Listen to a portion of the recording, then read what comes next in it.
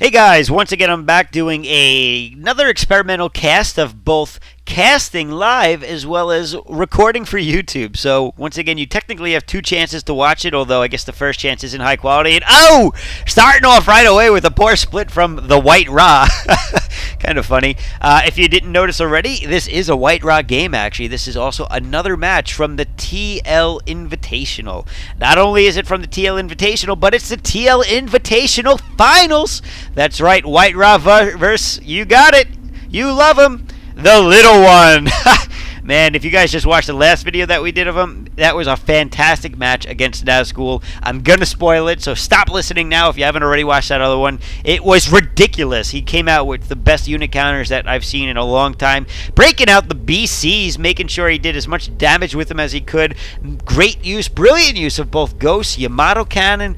He used the point defense drones of a Raven, auto turrets. We saw everything, every single thing that the Terran has in their bag of tricks. So anyway, let's get right to this game. The White Ra starting off with a proxy over here, where typically this is where you find proxies on this map. So this is unheard of, and it's kind of interesting because, you know, a scouting overlord, it goes right across, right? So I mean, if you think about it, this is a brilliant place to put it. Why would you put your overlord all the way out here and then go to the base? It's kind of far to begin with, so you basically want to send them there right away. But White Ra, going for at least a proxy gate, and that means that he's going to be rushing some zealots and probably chrono boosting him. And in the meantime, the Little One, not prepared whatsoever, has no idea that this is coming. The White Ra, I don't know, I'm going to stop calling him the White Ra. I'm just going to call him White Ra, which is how you should actually say it. White Ra is it looks like he's saving up some chrono boost, which makes sense since he's going for this rush over here.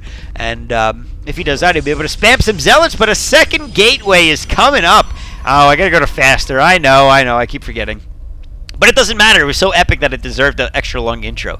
Anyway, the Little One looks like he went for a 14 pool. A good move, but you know what? It's going to hurt him, I think, because I mean, he's just got a rush coming in his way, and he just doesn't know about it. So it looks like White Ra at this point is already creating his first Zealot, and a Zealot normally takes 33 seconds. You make that chrono boosts, what do you get? You get a freaking 16.5 second cycle time.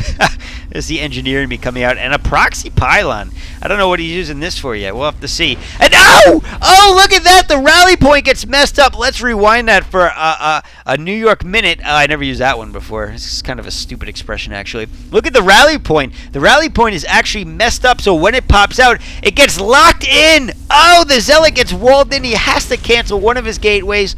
But White Ra, not one to give up, and certainly a quick thinker and great crisis management. At this point, the Little One has figured out what's going on, but it looks like he's going to throw down a forge with those minerals that he can no longer spend. And it looks like White Ra manages to get that first Zealot in, and it looks like he may even get a couple of kills. He does!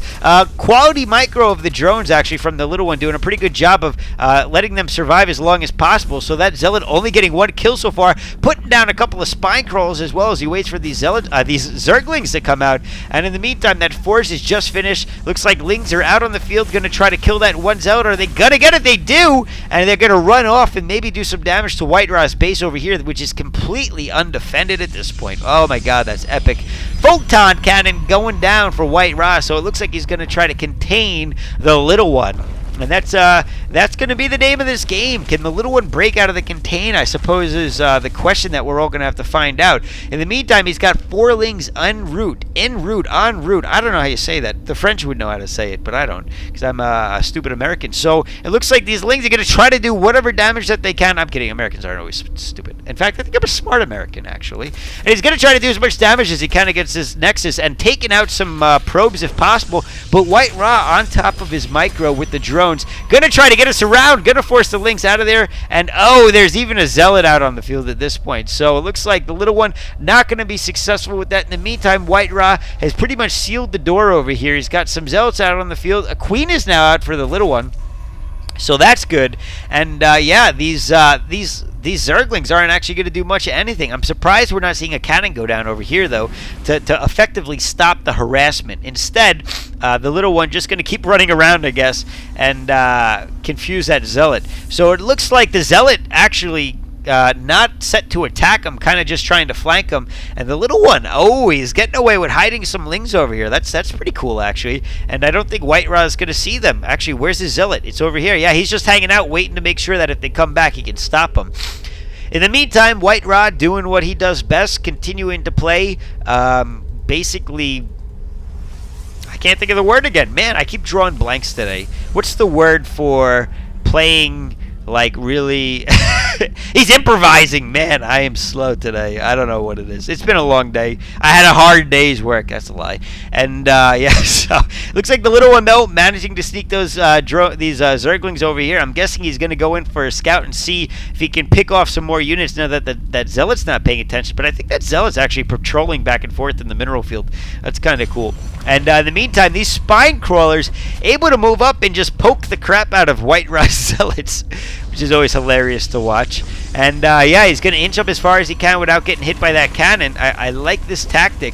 That means that he's going to open his door basically as much as possible. Look at the range on that. What is the range? 7. That's pretty sick, actually. Same range as a cannon, but he is going to be able to get that pylon down. In the meantime, oh my god, what is this? Those Zerglings have been morphed into Banelings, and White Raw is not prepared for this at all. He never made that cannon that we were talking about, and Baneling's going to bust up all over the place, taking out a whole bunch of probes and weakening them all to hell. Look at that. Almost all except for the 2 that were mining gas are in the red with only 5 hit points. Man, if Banelings did 5 more damage, that would have been GG, I'm pretty sure, right there, because I don't think White Rock could have came back from it.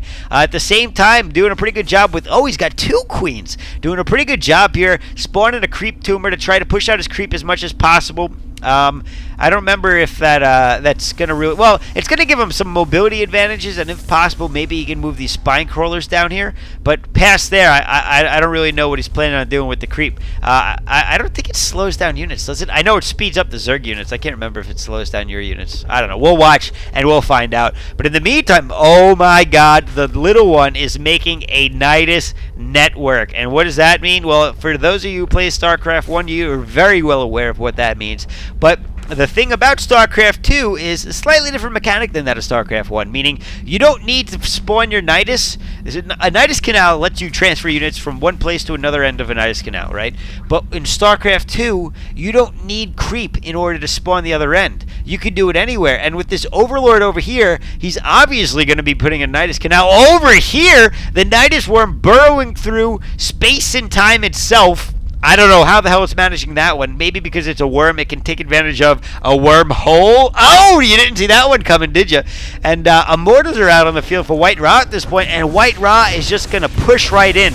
And the question is, can he take it out? Oh my god, those Immortals do so much damage to the spine crawlers. They are just not going to last. In the meantime, oh my god, Banelings! More Banelings coming through the Nidus Canal. Man, we got to rewind for a second. We gotta watch this. Oh, look at it come out. It's like the sandworm from Beetlejuice. I love it.